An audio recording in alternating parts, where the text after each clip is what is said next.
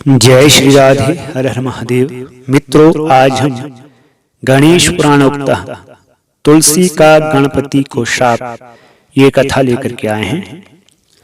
श्री नारायण बोले, हे नारद, इस प्रकार एक अजंत गणेश्वर का उपाख्यान मैंने तुम्हारे प्रति कह दिया है। अब और सुनना चाहते हो वह बताओ। नारद जी ने निवेदन किया, प्रभु, यह तो आपने अत्यंत अनुपम कथा कह दी है। श्री गणेश्वर के ऐसे गोपनीय चरित्रों के कथन में आप ही सर्वसमर्थ हैं। हे नाथ, अभी अनेक चरित्र श्रवण से मेरा मन भरा नहीं है, अतः आप और भी कोई दिव्य चरित्र उनसे संबंधित हो तो कहने की कृपा करें। भगवान नारायण बोले, धन्य हो नारद, जो तुम्हारा मन गणपति की पवित्र कथाओं में लगा हुआ है। तुम्हारा आग्रह है तो मैं भी उनकी पावन कथा अवश्य ही कहूंगा। सूत जी बोले, हे शौनक, इस प्रकार नारद जी का आग्रह देखकर श्री नारायण ने कहा, नारद, मैं तुम्हें गणेश जी का एक अन्य उपाख्यान सुनाता हूं, जो कि ब्रह्मकल्प में घटित हुआ था। एक बार गणेश्वर श्री गंगा जी के पावन तट पर तपस्या कर रहे थे। उनके अर्ध उन्मीलित नेत्र थे तथा मन भगवान श्री हरि में लगा हुआ था। वे सदैव उन्हीं के चरण कमलों का ध्यान किया करते हैं। उस समय वे एक रत्न जड़ित सिंहासन पर विराजमान थे। समस्त अंगों पर चंदन लगा हुआ था। गले में पारिजात पुष्पों के साथ स्वर्णमणि रत्नों की अनेक हार पड़े थे। कमर में अत्यंत कोमल रेशम का पीतांबर लटका हुआ था। भुजाओं में स्वर्णाभरण, मस्तक पर देदीप्यमान मुकुट और कानों में कुंडल शोभित थे। उनका मुखमंडल कोटि सूर्यों की आभा को भी लजाता हुआ दमक रहा था। उनकी सुंदर सूंड एवं विद्युत उत्तम श्वेत दंत भी अद्भुत शोभा के पात्र बने हुए थे।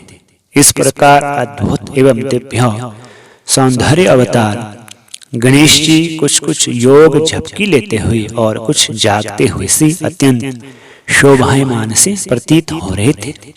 इस अवसर पर धर्म आत्मज की नव यौवना कन्या तुलसी देवी श्री भगवान श्री हरि का स्मरण करती हुई विभिन्न तीर्थों में भ्रमण करने को निकली थी। वे विभिन्न स्थानों पर होती हुई उसी गंगा तट पर जा पहुंची, जहां गिरिजानंदन एकदंत गणेश जी भगवान श्री कृष्ण के चरणाबिंदों के ध्यान में खोए हुए थे। तुलसी ने उमा सुवन को देखा तो कुछ विमोहित सी हो गई। उन्होंने सोचा, कितना अद्भुत और अलौकिक रूप है गिरिजानंदन का।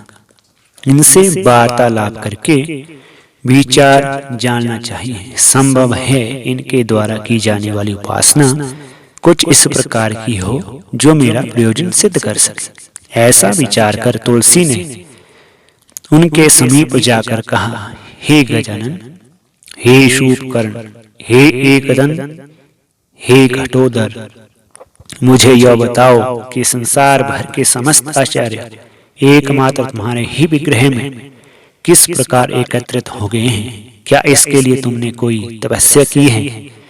यदि की है तो वह किस देवता की है? गणेश्वर तुलसी को देखकर कुछ अचकनाए। सोचा, यह कौन है? मेरे पास आने का क्या प्रयोजन है इसका? जब कोई समाधान न हुआ तो बोले, वत्से, मैंने तुम्हें अब से पहले कभी नहीं देखा, इसलिए पहचान नहीं पाया। तुम कौन हो? यहाँ किस प्रयोजन से आई हो? मेरा तपश्चर्या में विघ्न डालने का क्या कारण है? तुलसी बोली, गणेश्वर, मैं धर्मपुत्र की कन्या तुलसी हूँ। तुम्हें यहाँ तपस्या करते देखकर उपस्थित होगी। यह सुनकर पार्वती नंदन ने कहा, माता, तपस्या में विघ्न कभी भी उपस्थित नहीं करना चाहिए।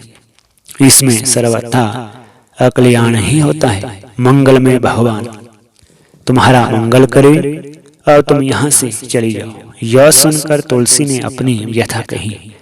पार्वती कन्या, मेरी बात सुनो। मैं मनो अनुकूल वर की खोज ही इस समय तीर्थाटन कर रही हूँ। अनेक वर देखे, किंतु आप जैसा सुंदर आज तक नहीं देखा। अतएव आप मुझे भार्या रूप में स्वीकार कर मेरे साथ विवाह कर लीजिए। गणेश्वर बोले, माता, विवाह कर लेना जितना सरल है उतना ही कठिन उसके दायित्व का निर्वहन करना है। इसलिए विवाह तो दुख का ही कारण होता है, उसमें सुख की प्राप्ति कभी नहीं होती। विवाह में काम वासना की प्रधानता रहती है, जो कि तत्व ज्ञान का उच्छेद करने वाली तथा समस्त संशय को उत्पन्न करने वाली है। अतएव हे माता, तुम मेरी ओर से चित्त हटा दो। यदि ठीक प्रकार से खोज करोगी तो मुझसे भी अच्छे अनेक वर तुम्हें मिल जाएंगे।